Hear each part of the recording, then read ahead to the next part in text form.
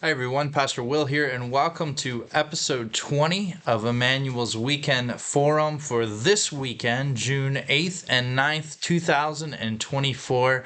And this week is all about synods. I bet you've heard that word before, synod, and maybe you've wondered what that meant. But today we're going to talk about synods and synod assemblies, just coming off our own synod assembly here in Orlando with the Florida Bahamas Synod. But let's get right into it. Let's first ask the question, what is a synod?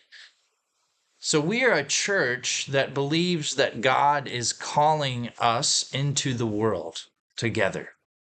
And together, there are three expressions that define who we are as the Evangelical Lutheran Church in America, the ELCA. There's the congregation, there's the synod, and there's the church-wide organization, which is up in Chicago. And this week is all about synods and synod assemblies. In the ELCA, a synod is the local administrative region, similar to a diocese in other Christian denominations. And in the ELCA, there are 65 synods, and they vary greatly in size and geography and makeup of members and staff and programs. The smallest synod in the ELCA has 30 congregations, and the largest has nearly 300 congregations. And these synods, these 65 synods, they're grouped into 9 different regions throughout the United States and the Bahamas, and also other parts of the Caribbean. And they work as points of connection between congregations and the church-wide organization. See, synods unite the work of the congregations within their area, and they serve as regional support to these congregations and guide pastors and other staff members on the synod staff. The synods, they strengthen the relationship between leaders in their own synods and the church-wide organization. And there are many church-wide teams in Chicago that relate to and support the work of the synods themselves. So there's a lot of crisscross going on. So what happens then is the synod is the governing body for the congregations in a particular area. And we are a part of the Florida Bahamas Synod, hence that area, Florida and the Bahamas. And so we gather every year in what's called an assembly, where all the pastors and deacons, the rostered leaders, and lay people representing their congregations that make up their synod, they gather together every year to do the business of the synod.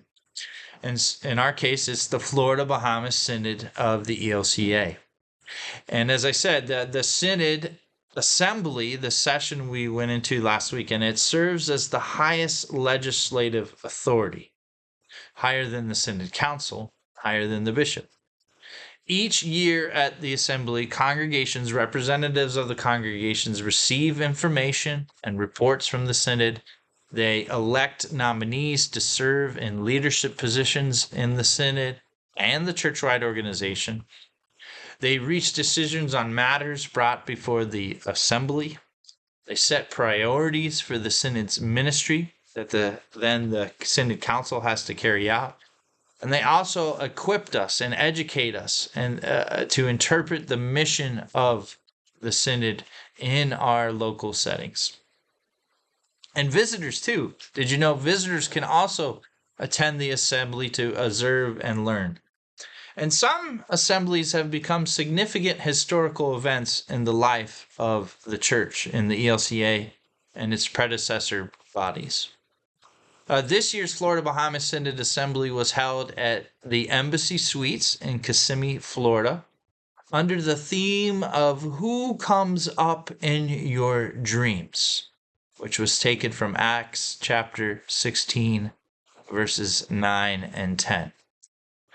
The keynote speaker of the assembly was the Reverend Dr. Rafael Malpica Padilla, He is the Bishop Emeritus of the Caribbean Synod, the first bishop of the Caribbean Synod when the ELCA was formed, and also the youngest bishop ever to be elected at age 30.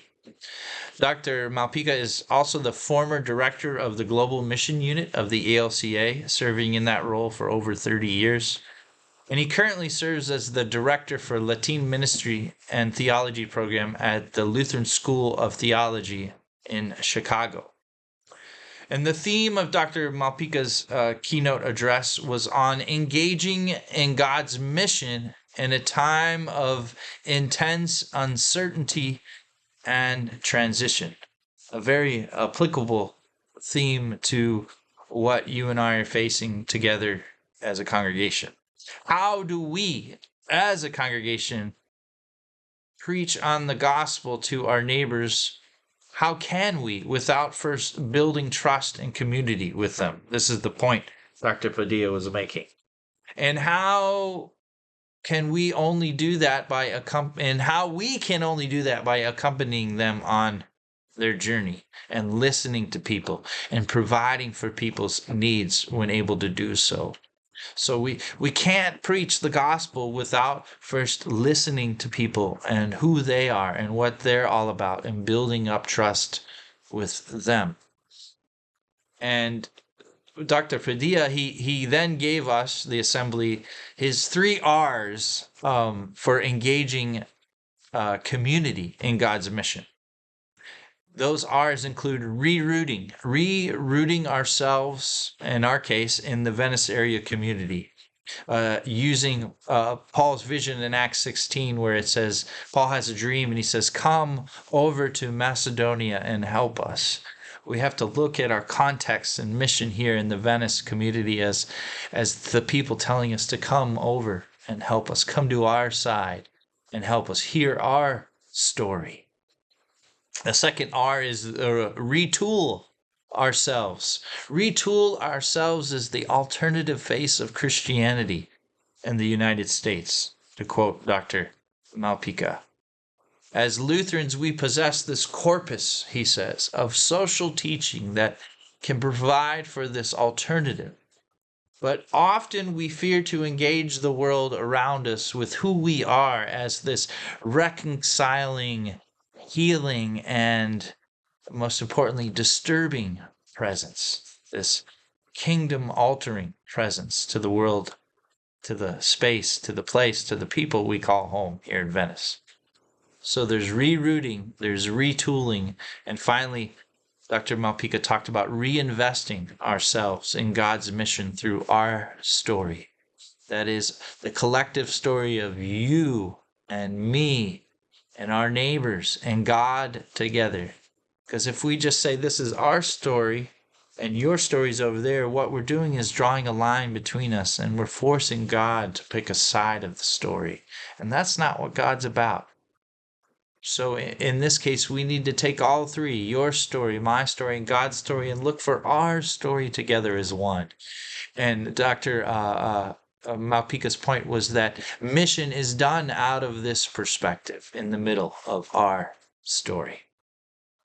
So let's talk a little bit about the Synod Assembly itself. Day 1 began with myself and our congregational treasurer, Chuck, meeting a member here in the church, Wayne, at the Embassy Suites in Orlando to drop off the supplies donated by you all for the Assembly Service Project. Each and every year when we gather for Assembly, we have a service project.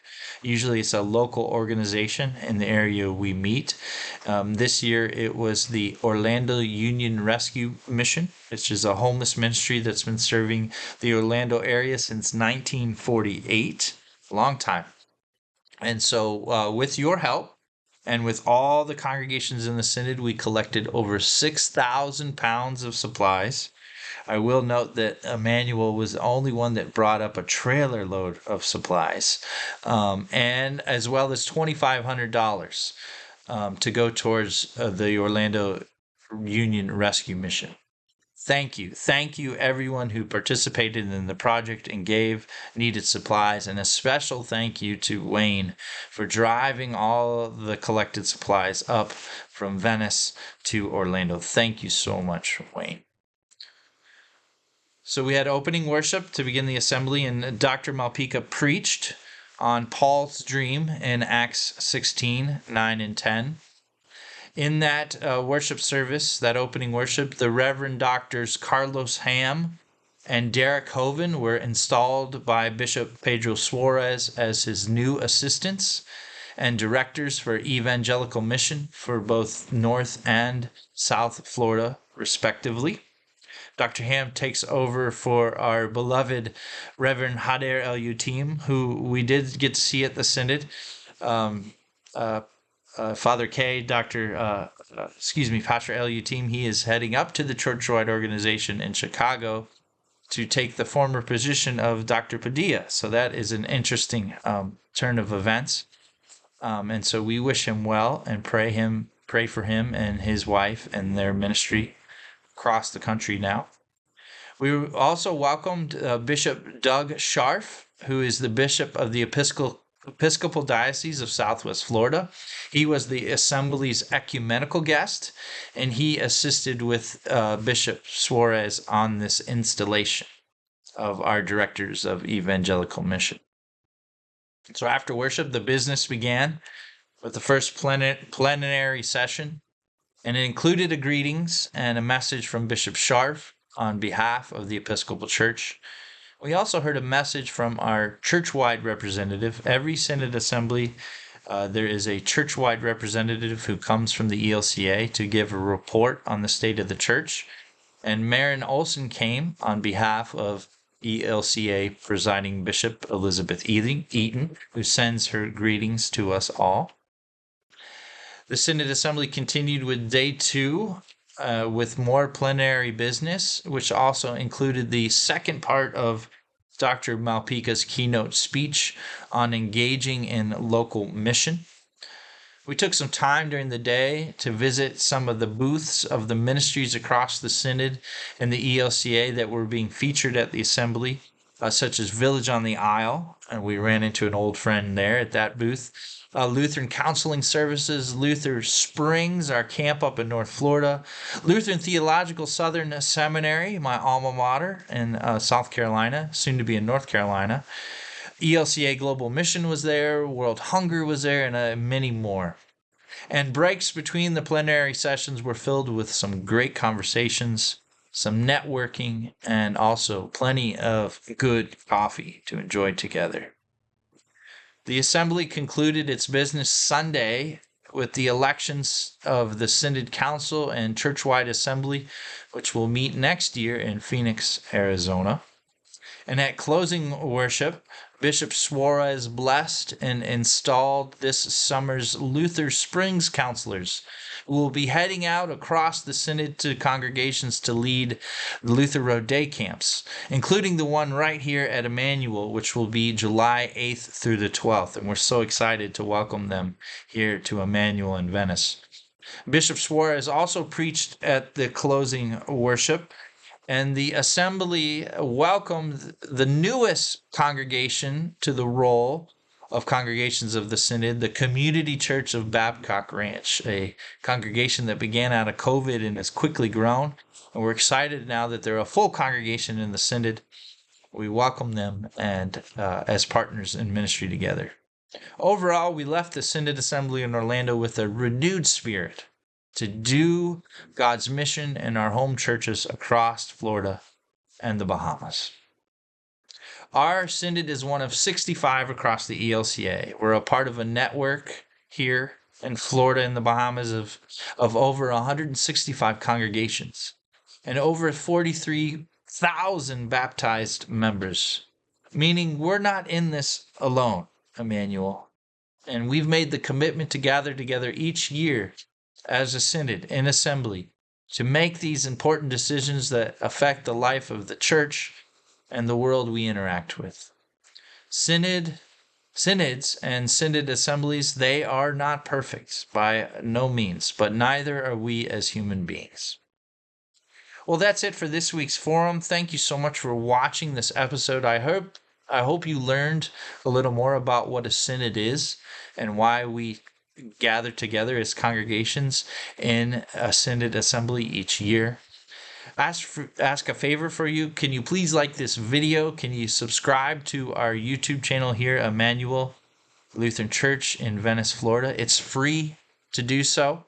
And join us this coming weekend at the forums, Saturday at 4 o'clock and Sunday between the services at 9:30, to continue our conversation here about the synods and synod assemblies and what they're all about. Till then, take care. May God bless you, and God is with you.